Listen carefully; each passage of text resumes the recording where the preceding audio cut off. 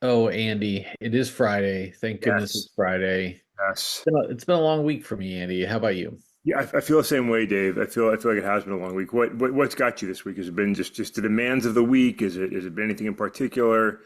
What's Yeah, what? it's just, it seems like so we're like this at work. We've got a lot of things going on with like just a lot of meetings. We've been doing a lot of training on people, and Yeah, it's like I love doing training, but it's like an hour and a half, 2 hours, yeah, and a day for a couple things, and it just takes a lot out of you. I mean, it yeah. just because then you're not doing your real, even though training is important to give to people, you're not doing the other things that pile up in your inbox, and then you're like, oh, Jiminy Christmas. Yeah. So, Anytime, if oh, the world we live in today, anytime you're not, behind your desk, your email becomes a disaster zone, and that stinks. Like it shouldn't be that way. yeah, the inbox is a disaster. I mean, how do you like to manage your inbox? Do you keep like things flowing up, or do you like try to get through everything? I can't get through everything. Like I cannot get through everything. So I call microtasking like throughout the day. Like I don't have the ability to sit and spend a lot of time on any one thing. It's constantly jumping from thing to thing to thing. So I'm in and out of my inbox all day and I kind of like jump in, obliterate everything I can, prioritize and retask everything I can, and then go on to the next thing. And it's just like in and out of that all day long because I don't have the ability to, some people like to batch their day and it's email time, it's production time. I can't do that. So from 5 to 5, I'm in and out, knocking things out, marking things, and then you continue with the day. It's a sort of very hyper way of doing things, but it's the only way I know how to do it. Yeah, this it's kind of tough. I sit there and I have to have like I have to read all my inbox. I Yeah, have to read it. And yeah, so like if I have things that are unread, it usually means I need to come back to it. I don't have time to deal with it right now, or I have to respond to it. And I think that pressure gets me in trouble sometimes. Like now a lot of people appreciate that I'm responsive, but at the same time is it gets me sidetracked from other things. yeah. It can. But Dave, as fascinating as our email inbox I management know. is, I don't think that's where you're taking us on this. Fine. Friday the 13th, David. Dave, were you? I know we're supposed to go someplace here, but maybe we got to come back and talk Halloween movies, and if you were ever into any of those scary movies. But Dave, I know you've got places you wanted to take us, so we want to talk about Okay, Halloween well, right we now. should talk about how that's probably not a bad idea to talk about Halloween movies, but yeah, let's get into things, Andy, here. Let's go ahead and start off with I think we got to start with politics, Andy. I think Ooh, the sorry. fallout from all of that stuff from last week, and what do we see? What are we going to be doing there? Andy, the fallout from the debate, depending on who you listen to, like it was pretty bad for Trump, but it wasn't great for Harris either, but it wasn't as bad as Trump had it. And so I think and look, she was here in Charlotte yesterday, so shut down some roads and everything, but for the most part, she came away pretty okay, and she came away with the all important Taylor Swift endorsement. Yeah. So, but whereas Trump, it looks like there's a MAGA civil war going on with our Q bitch favorite Yes. and some other challenging personalities, especially spewing off racist comments. So, interesting fallout, Andy. What are your thoughts been in the 2 days since? Yeah, I've been trying to separate my own biases and looking at the debate because I've heard a lot of this. Kamala didn't do well, Trump won, like talk, and I mean, obviously Trump's people are going to say Who's he saying won. that, Andy? Yeah, well, yeah. I mean, Trump's people are trying to say that he won. I mean, I've seen a lot of people arguing that, and like I think that's. I tried to look at. It, I was like, is there any way you can really make that argument? I mean, he reinforced his fans, but like I don't know how that was a performance that won anybody that was undecided. I mean, Yeah, I just don't know how that would have been the case. And it's not that Kamala did great, but I feel like she did way better. I mean, I tried to really say, okay, am I just being biased here because I've already made my decision? And I don't think that's the case. Like it was just, I mean, I rewatched parts of it, and like Trump's performance was insane. I mean, yeah. Dave, let me ask you. Let me this morning, are your pets okay? Has I, anybody eaten them, confiscated them, taken them away? I mean, I mean, that has got to be the biggest takeaway here is like, and they're doubling down. They continue to double down on this Yeah, story. yeah, And even though everybody has come out and said to the opposite, and we even have Trump is using uh, the death of a young boy in Cleveland as a talking point, and that family came out and said, "Hey, shut the fuck up. yeah, I mean, stop doing this. yeah. Like we are grieving as a family. It had nothing to do with what you say it is. Leave it alone." And I applaud this dad. His comments were right on point. But like the cat memes and all this other stuff is like that's the takeaway from all of this. I mean, Trump actually said this on TV. I mean, in a live debate, and his vice presidential candidate knows this is a likely to be false, but he still can't get out from underneath this. I mean, it's a fucking clown show. Yeah, and that's exactly where things are. That's why I really struggle. I mean, I don't want to make such we already did the debate. We don't want to rehash it, but Yeah, like that, like I'm trying to follow the the post debate discussion, and it's just like it's really crazy. So I mean, right now, it was bad. I mean, I think that's obviously why the Harris campaign is saying, "Hey, let's debate more." The Trump campaign has said, "No more debates. Everybody at ABC needs to be fired. It's 3-on-1." There's another thing you often see right now with the former president and with others in his circle is anytime things don't go their way, it's that everybody's out to get me. And right. sometimes like that's not the case. Like you've got a lot of positive platforms, media, supporters. Like just because things don't go your way doesn't mean that there's a conspiracy against you. It just means that like it didn't go your way. Right? I mean, Yeah.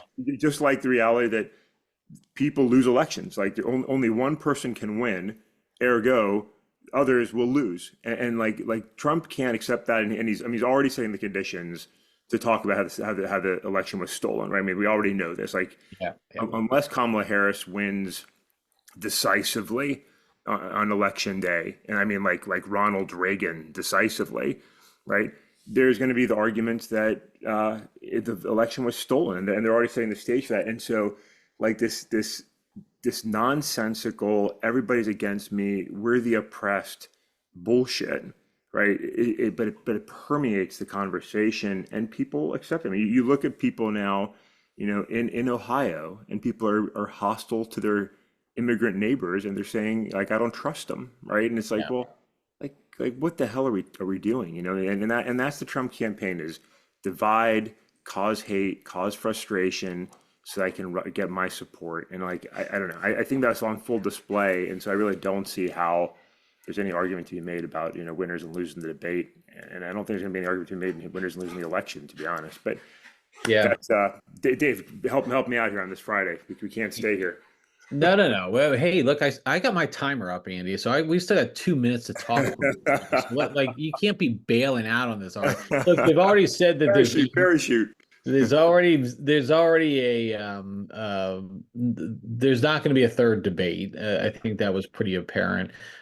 Trump has said no more, and again, everybody's against the moderators here on that front. But it is.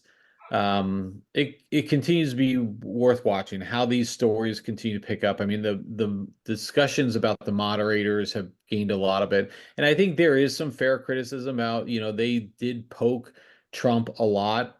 They did not poke her as much. I mean, especially when you come to the argument about she's talking about looking forward, and turning the page, but the last 4 years have been the Biden Harris presidency. And so, like, I don't think Trump has hit that enough to say, hey, like, you're talking about change from, like, you've already been in office. You could have been doing all of these things already. Why haven't you? And so I think there's a legitimate argument there.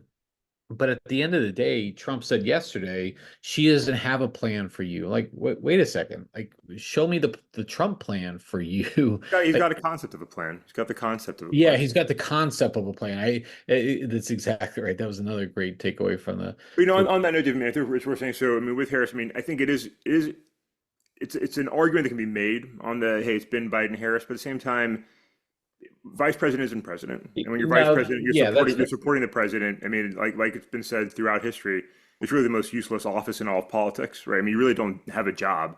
You're there to support the president. And so, Kamala Harris is now running her campaign. It would be her administration, it'd be her people. So I think it would be different. So I think it's an argument. And then in other comments, sort of refrain has been, well, they're only fact checking Trump. Well, realistically, you can't literally real time fact check everything that's being said, right? And both of them said things that weren't completely true throughout, and that's like we know that. But when you say really stupid shit like people are Exactly, eating cats in the street, yeah, like you have yeah, to fact check yeah. that. When you're straight up lying, right? Yeah. When you're saying things that are known to be untrue, so much that the moderators could anticipate, like we have to be prepared to say the truth on this, yeah. And when one candidate, and again, this isn't like trying to be biased, just being like when almost everything being said is hyperbole and fictitious, you're going to get checked more than the other candidate because everything you're saying is a lie. So you can't be like, well, the moderation wasn't 50-50 in fact checking. Well, the lies weren't 50-50, right? So it's going to be skewed to the side that lies a whole lot more. So it's just that, again, it's this woe is me victimization of the Trump universe that is like you're not being victimized, right? I mean, when you were president, you signed a bill where you signed a rule against social media, bias, and now you've got the biggest social media platform, or one, well, not biggest, one of the biggest, completely in your pocket with Twitter, and you've got your own social media platform, so it's just it's so much nonsense. But Dave, again, I can't stop. Yeah, Andy, I'll bail you out now because my alarm did go off, Andy, Thank and God, so get me out of here. I get you out. Okay, all right, Andy, let's go to our sports look ahead All here. right. Let's go to the NFL. My goodness. I know you need to get there. So Lions 1-0, Cowboys 1-0. Yeah. We're not talking about I don't even know who the Cowboys are playing this week, but that tells you how engaged I am here, They're Andy. playing the Saints, which is interesting, Oh, Dave, okay. because this is one of those, the Saints had a huge week one Over Carolina. over Let's Carolina, be right? very And clear. so this is one of those ones that kind of shakes out reality for us. Is like, okay, now the Saints are playing the Cowboys. Are they going to get blown out? Are they going to make a competitive game? Like this is one of those. Let's check in with reality games for the early part of the season. So I think it's good to see. Okay, so let's just be very clear about my Cowboys like stuff right now. The Saints are, let's be very clear. The Saints are not a good football team. They're not. I don't care what they did to Carolina last week. They are a 8-9, 7-10 team. Okay, Yeah. so let's just be clear on that. This is the type of game the Cowboys lose because they're like the Saints are not good, the Cowboys are riding high, and then the Cowboys are going to come lay an egg. And then in 5 weeks, we're going to sit there and go, well, how the Cowboys lose to the Saints? They're awful.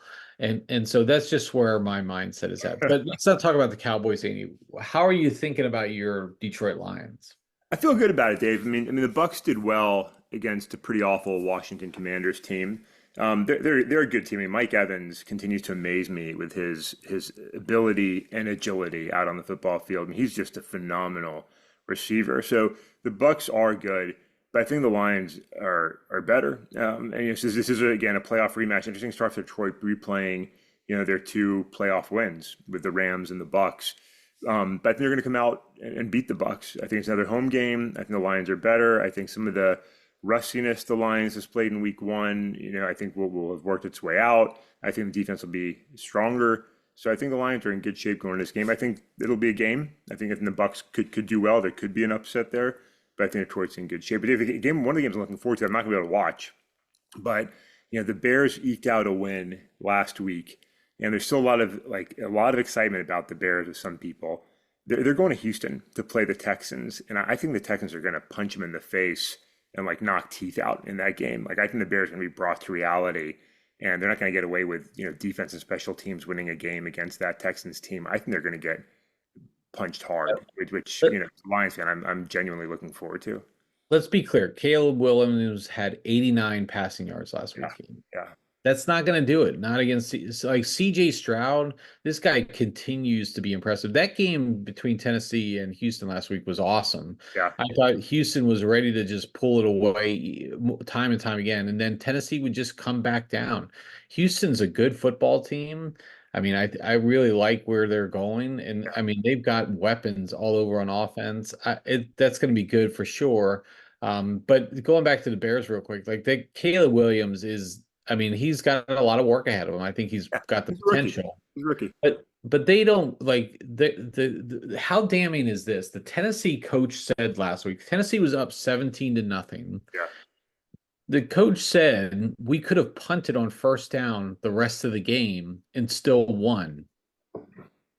And they lost, Andy. And like as a quarterback, you can't be like, oh, that makes me feel really good. My coach is saying that I basically lost the game. And he did lose them the game. I Yeah. mean, that pick six was really bad. Otherwise, the Bears don't win week one. Maybe the story's a little bit more like Caleb Williams only threw for 89 yards. He lost to Will Yeah. Levis. But instead, it's like all this excitement about Chicago.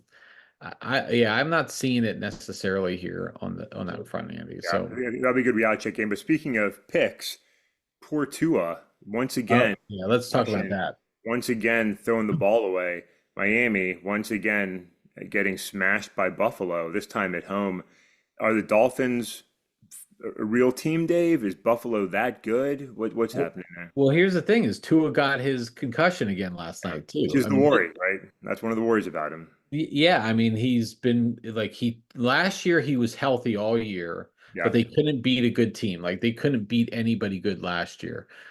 This year though, it's the second game and he's got his concussion now. He's got 10 days to recover, but this isn't his first concussion, Andy. This is like his third or even fourth concussion that he's had. I don't know if you remember a couple years back where he had those back-to-back concussions yeah. and he had the signs all on the field and everything. He it was clearly disruptive. If Tua can't play, Andy, that the Dolphins are done. I'm sorry, they might be worse than the Patriots, but I don't even know who their backup quarterback is, but I can't see how this is going to be good. But the Bills going on the road and smashing the Dolphins. I mean, they beat them pretty good. Maybe the Bills are better than we think too. I don't. We'll see. The Bills have been a good team, consistently a good team. I think people thought they wouldn't necessarily be as strong this year, although some were. Some were calling the Bills to be really good this year. But I feel like the Bills are very Dallas-like in that, like, they're going to be good. They're going to be competitive. They're going to fight for the division, and yet you they're going to lose to the Chiefs in the playoffs, just like the Cowboys are going to lose to the Niners in the playoffs. Like these are just realities of our times, right? Buffalo can't go Super Bowl, and neither can Dallas. There's kryptonite, stopping both of them. So I don't know if it matters how good the Bills are in week 1, 2, 9, or 16. They're never good in week 20, and that's always the problem. Yes, well, that is true. I mean, how crazy is that? I mean, look, I don't think the Bills necessarily are deep as a team, but they have Josh Allen. When you have a quarterback like that, it Yeah, just gives you like it's the Patrick Mahomes thing. And I'm not saying Josh Allen is Patrick Mahomes, but when you have a quarterback like that, the rest of your team can be average, yeah. as long as you're doing the right things at the right time. So should be fun to see Andy as we go through this week, and we'll touch back on Monday. Actually, you won't be here Monday. I'll have to do my recap myself then, I Yeah, guess. I'm abandoning you, Dave. I'm sorry. I'll be wherever, however many feet in the air during the show. But Dave, I know we're about to end the same, but I just got a quick question. Do you remember the season, the Chiefs' crazy comeback against the Bills in the playoffs, 13-second Oh, drive? oh yeah, yeah. That is, I mean, Josh Allen is an incredibly talented player. That game and that weekend, that wild card weekend, remains the greatest weekend of football I've ever experienced in my life. Where every game, and I ended up watching, I think every game. Like I don't usually get to do that. Like every game was incredible, and Yeah. the thriller with Kansas City coming back and winning that game was just like, holy crap! I cannot believe this is the NFL. I mean, it was everything that makes the NFL America's game and the greatest sport in the world. It was just phenomenal. So that was I truly a mean, treat. 13 seconds to go like they did. That's just unbelievable. So Amazing. two Yeah. play. I mean, it's all. I mean, it's crazy. So, all right, Andy. I heard some cats in the background. Are you getting ready for breakfast or what? Yeah. I mean, I've got some immigrant friends over. We're gonna have some. I've got my dogs and my cat ready to go. We're gonna dine. The way we're supposed to. I mean, as a foreigner, Dave, as a legal foreigner, I got here legally. And you've got it's. I get hungry for pets. What can I say? You don't fool me, Andy. Like, can I just say what? Like, the disgusting part is like people who double down on like that and say, no, they Haitians do eat cats in the middle of the street. Look at this video. Look at this. It's like the fucking like the Loch Ness Monster videos or Yeah, something. Like, yeah, look at this video. This is happening in Europe right now. yeah. Come on, guys, get a fucking life. I mean, And, like, and maybe someone somewhere did eat a dog. Like maybe that did happen. Maybe you will find uncover footage of a person doing something crazy. Like that's a person. You know what I mean? Like exactly. somebody's done everything, right? That's so somebody's not only has that somebody done everything, somebody's done everything in porn in some way, right? There's probably a crazy person eating a dog while making porn because everything exists on the internet in porn format. And so, like there's always something to point back to. There's always an example to point back to of whatever loony idea you're trying to promote. But yeah, for the most part, my immigrant friends and I don't eat pets for the most part, Dave. There's probably an interesting bet about how quick does somebody put up some porn video about eating cats and dogs. Like they do a really good job. Like porn does a good job of like tapping into like the current events and be like, here, I know some sicko out there is really interested in seeing this If type. anybody listening is watching cat consumption porn this morning, let us know. Yeah, Let us just let us know. let us send Dave the link. All right, tag Dave, post the link. Yeah, for Let's see. sure. Like there's some probably like this MAGA civil war going on too. Like there's probably some porn getting ready to go off about like that. Like there's something out there. Some guys out there right now thinking There's this. probably there's probably hours of MAGA porn. I mean, there has to be. I mean, I guarantee it. There's if it exists, there's a porn version of it, Dave. That's just reality.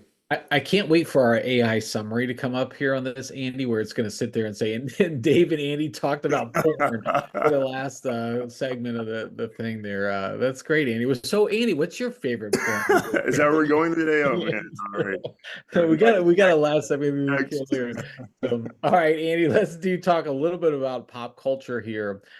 We know about your story last week about Beetlejuice, and how you hated the movie. Oh, so bad. Have you seen this Am I Racist trailer that has come out, Andy? I have not. I have no idea what you're talking about right now. This is a I somehow I got into it on the socials yesterday, but I think it's Matt Smith. He's some type of, I don't know, conservative pundit or whatever, but he had this mock, I don't know if it's a mockumentary or documentary, but it's basically he went undercover and started challenging individuals or groups about being racist. He purported himself to Oh, be, Matt, this is Matt Walsh, oh, right? Matt Walsh, Imperial yeah. douchebag, Matt Walsh. Yeah, Yeah, this yeah, guy. yeah. Yeah, So talk. Okay, go on. Yeah, continue. yeah, so he goes undercover and he approaches these liberal individuals and he's approaching as a DEI guy, which of course is the MAGA side of like everybody's Kamala's a DEI candidate and all this other stuff. And really challenges them on the "Am I racist" piece. And apparently it's gotten so pretty bad that the people who were in the trailer that dropped, they've all now left socials. They've hidden from all Yeah. of this, even though they're all caught on camera doing this.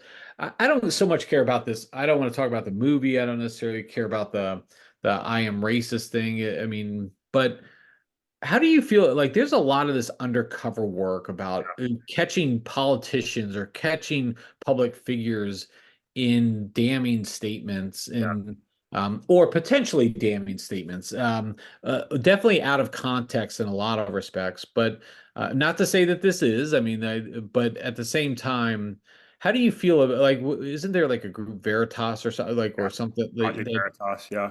yeah, that goes undercover. How do you feel about these undercover video So things? I mean, I don't care for them, and I think it's very disingenuous and sleazy to try and get people's trust to get them to say or do compromising things, and then to display that publicly. Right Yeah, now, that doesn't minimize when people say and do really ugly things. Like that's not good, right? When people speak about like things they're scheming about, like that's not good, right? So in a sense, like like you shouldn't be doing that, right? And so revealing it, but it's often revealed in a way that tells a tainted story even more than the reality of things.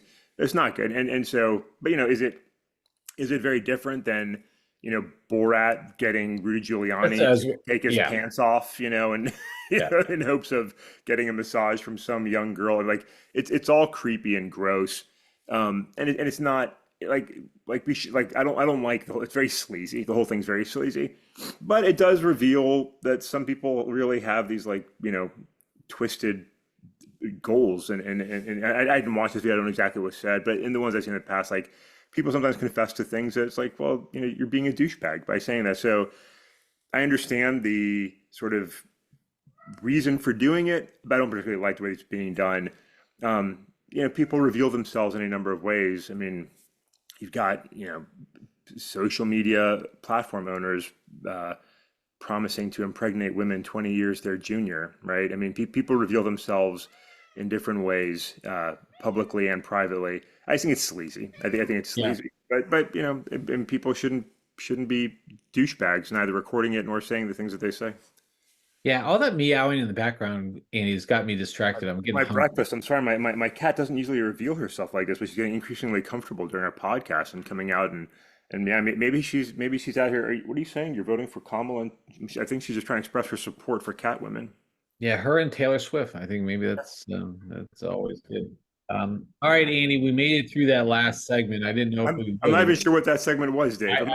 I like I don't know how to capture that. I mean, do I put it in the title porn and racism? I don't know, but Porn, cats, and racism. So yeah, we'll I don't know. figure it. I don't know. The reality, there's douchebags in every corner of the universe, and they like to reveal themselves. Just like I'm in a zoo this morning, Dave. I don't know what's going on here. Like we've been potting for like 3 or 4 years here, Andy. And look, you got the dog up there too. That's This is awesome, right? Like pull him in there. Let's see that little face. going to this little, yeah. Look at this little beautiful girl here. My little 7-year-old here. So it's Dave. Happy Friday. We've been a little bit all over the place. I hope those listening can bear with us. I'm going to miss Monday. I'm going to be flying to beautiful. I'm going to say beautiful, not really, Las Vegas. I've been there now several times. I'll be there all week, so I'll be recording with you live from Las Vegas next week as I go through the always fun challenge of staying on East Coast time while on the West Coast, which is, for you and me, the way we operate, that means I'm waking up in the 1 o'clock hour, which is just like Yeah, it's I insane. It's like it's I did weird. that in San Diego last year. Yeah, And that's tough. Like I was waking up at 2 o'clock so we could pod and all this other stuff. It's a yeah. little crazy. So It breaks my bank. um, I'm going to bed at like 7 o'clock. It's just weird. I know yeah, it's crazy.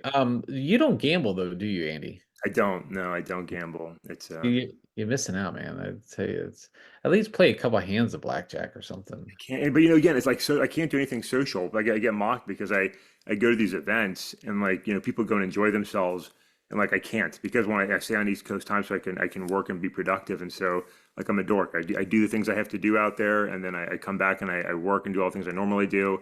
And then, like a grandfather, I'm in bed, extremely early when people are just like starting to get ready to go out and have a night on the town and gamble and party. And I'm like, you kids be quiet. I'm trying to go to sleep. So, speaking of which, but as one more note, like I think the Trump as the angry man yelling at the clouds is like the greatest take on his debate performance, right? Like, Yeah, yeah. stop eating the cats, bad immigrants. Like I think like that's Grandpa Simpson is the best character there. But anyway, Dave, happy Friday, happy NFL Week 2 football weekend. Thank you to anybody that's still listening, putting up with our BS. And it's happy Friday the 13th, Dave. May it go well for you. May Freddy Krueger and Jason keep their distance. Yeah, for sure. I'm gonna try to survive today, and when I go outside to get the mail, not get killed or run over by somebody, some illegal or something. So, all right, I'm just gonna survive. All right, everyone, I will be with you on Monday. Andy, have a safe trip to Las Vegas. We'll catch up with you on Wednesday. We'll do our top five there, for sure. We'll catch up on your Lions and how you're enjoying Las Vegas. But with that, I will catch up with you next time.